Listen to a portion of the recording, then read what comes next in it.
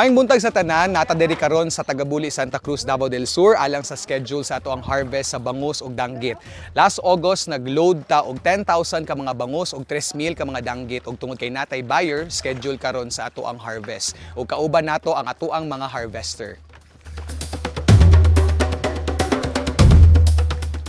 Ayha ang harvest, kinahanglan nga tapukon usa ang mga bangus ug mga kaubang mga isda pinaagi sa paghipos sa net.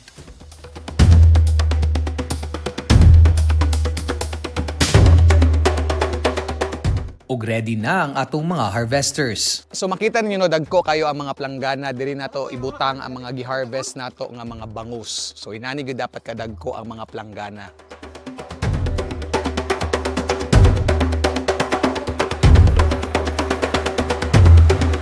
So karon makita nyo nga ginasugdan na og bira ang mga bangus no, unya og mahurot na sila og bira tanan, maihap na kung gikan sa 10,000 nga giload na mo tong August, kung pila na lang nabilin, mao na lang pud to ang mahali namo nga mga bangus.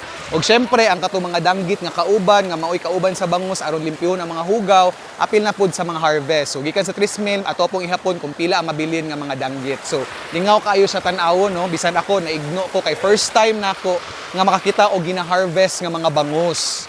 Sa pag-harvest, kinahanglan nga magtabang ang kapinpulo ka mga tawo sa pagbira sa net aron matapok ug mahawas ang mga bangus gikan sa fish cage.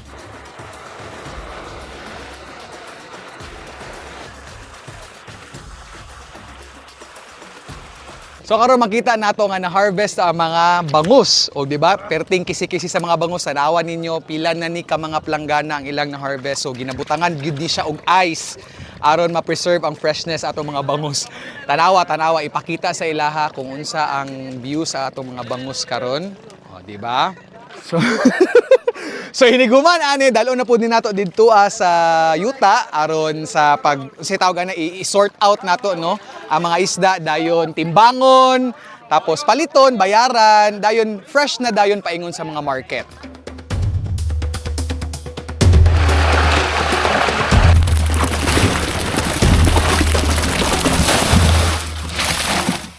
Kasangtangan nga gibira ta sa duha ka bangka aron atuan ang dalo nato mga bangus didto aron ibaligya sa ato ang buyer. Og nalang ko i-share sa inyo nga dili gyud malikayan nga masagulan ang ato ang mga harvest no sama aning usa ka ginatawag daw nila nga barakuda no. Masagol gyud siya sa ato ang fish cage. Ug dili lang kani nga isda apan duna pa sa ubang mga species sa mga isda nga masagol sa ato ang mga binuhi. Syempre, ato sab tilawan ang ato ang bangus pinaagi sa kinilaw.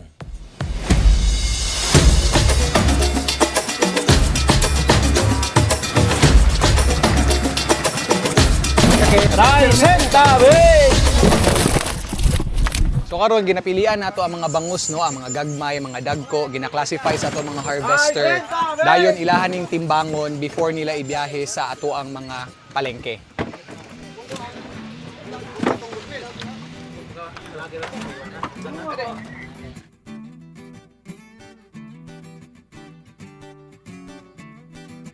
Sa pag-sorting ug sa pag-classify sa bangus, ginapilian depende sa kadak-on ug kabug-aton.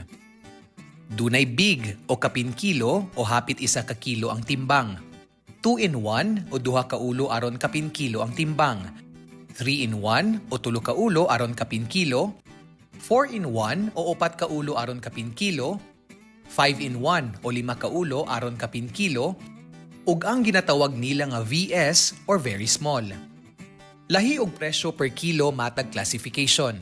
Kung asa ang big, mapresyohan gikan 165 to 175 per kilo depende sa season. Ginatapok ang mga na-classify nga mga bangus sa banyera nga motimbang dapat og 60 kilos. Ayha isulod sa fish dealer truck o ang transport vehicle nga magbiyahe sa mga bangus paingon sa mga sellers sa palengke. Inig human sa classification, pagtimbang ug paghanay sulod sa transport vehicle, syempre, ready na aron bayaran sa buyer.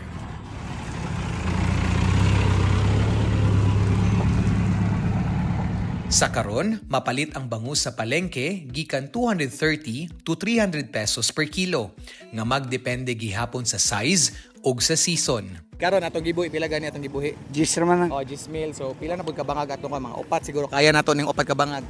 makaya niyo di. Oh, Atong kaya kayahon. na nato. Kay kani si tatay pila nakakatuig na nagpakaon og mga bangus tay. Mga 15 na katuig guro. Oh, 15 ka tuig na ning ginabuhat ni tatay no. So saludo kay ta sa mga feeders sa bangus og sa tanang mga isda diri sa Santa Cruz. Daghang salamat tay.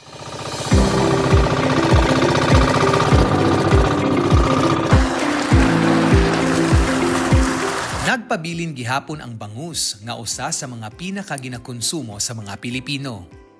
Busa, duna kini 100% self-sufficiency ratio, meaning ang atong ginakonsumo nga mga bangus kay 100% nga ginaproduce sa mga Filipino fisher folks. Hinaot nga magpadayon kini o gilauman nato ang labaw pa nga suporta sa gobyerno alang sa atong mga mangingisdang Pilipino. Mabuhay ang mga mangingisdang Pilipino, atong idaog ang Agri Pilipino. Para sa Outlook, Angelo Caballero.